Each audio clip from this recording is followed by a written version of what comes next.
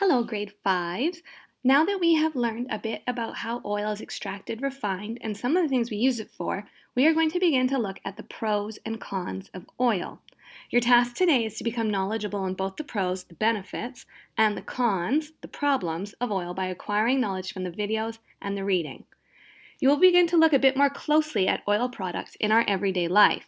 As you watch the videos and complete the reading, take notes on this pro and con sheet. We will be using this information and building on it as we move through the remainder of the unit. Let's have a look a little bit more closely at our resources that we will be using today.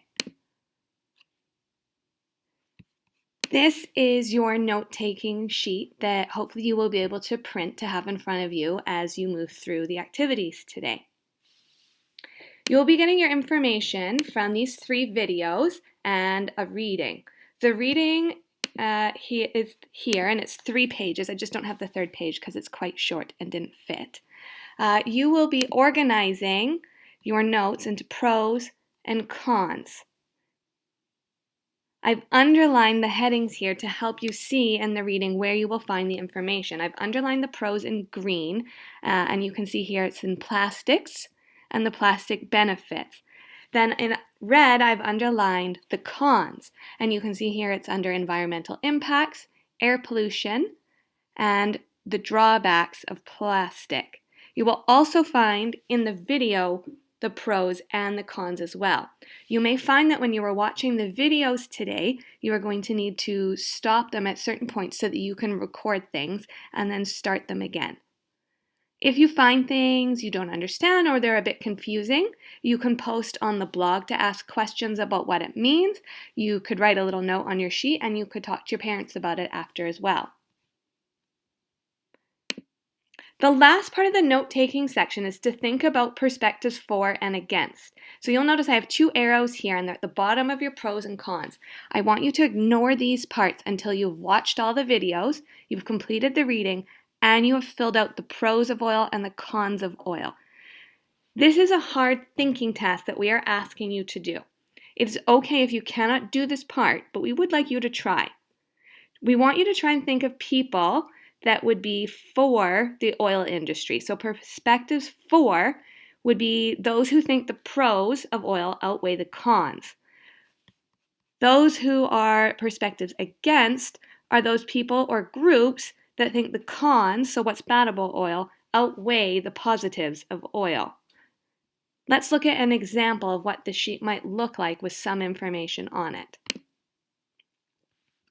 So your job is to consider the extraction, the processing, the transportation, and then our general use of oil when you're thinking about the pros and the cons. Try to explain a little bit to support your thinking. So for pros, you might have, we can make lots of products like plastic.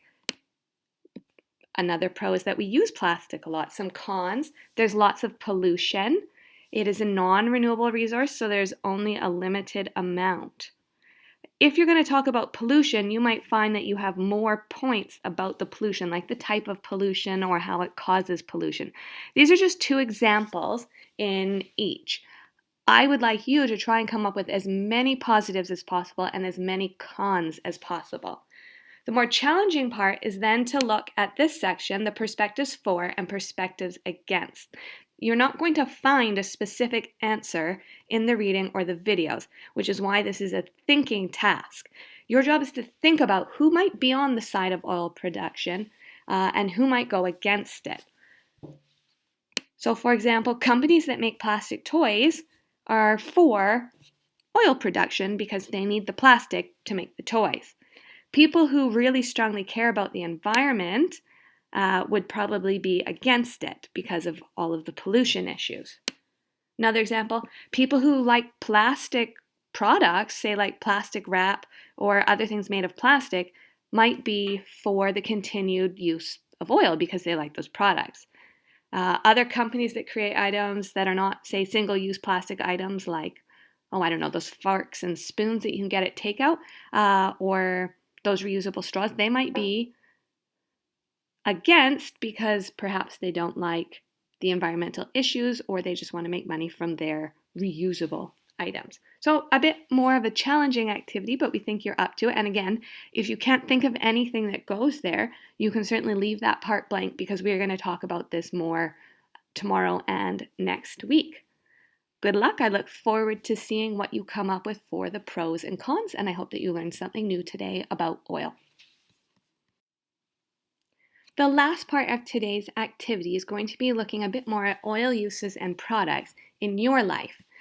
I will go over an example of the sheet and then hopefully you will be able to fill it out. If you find it's a bit of a struggle, you can always do this with your family.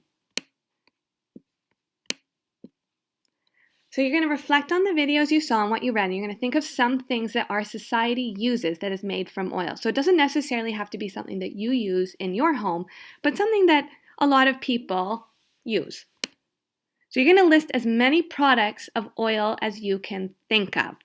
I've just listed one, but you're going to come up with as many as you can. So record all the things that you can think of that society might use oil for. For example, I have plastic wrap for food, gasoline for cars, toys for kids, fuel for planes. So it turns out I did more than one. After you've filled this box up with all the things you can think of that we use oil for, the next section is the products that you use. How you would be impacted if these products were not available. So an example I've chosen is plastic wrap. That is something that I use in my home. I don't use it all the time, but it is something I have. So sometimes I use plastic wrap to cover food in my fridge. If I didn't have plastic wrap to cover the food, I'd need to buy many glass containers to store my leftovers and other food. The containers might not all fit in my fridge. So in this example, I have said what the oil product is that I use, how I would be impacted if it was not available. It would be a negative impact if I didn't have it. Another example is gas for my car. I would either need to find an alternate mode of transportation, like biking and walking, or purchase an electric vehicle. Walking or biking probably wouldn't work for me because I live a bit too far from school. It is possible, however, to ride to work. Miss Mulvihill, our kindergarten teacher, does live farther away from the school than I do, and she does bike. But for me, this would be too hard because I have to get Hudson to daycare and pick him up, which would be a challenge because it takes a lot longer to bike than it would to drive.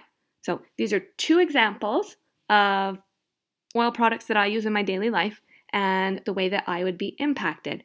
So as you can see, I provided evidence to support my thinking. So when you are explaining how you would be impacted, please make sure that you provide some evidence. I look forward to seeing which examples you pick.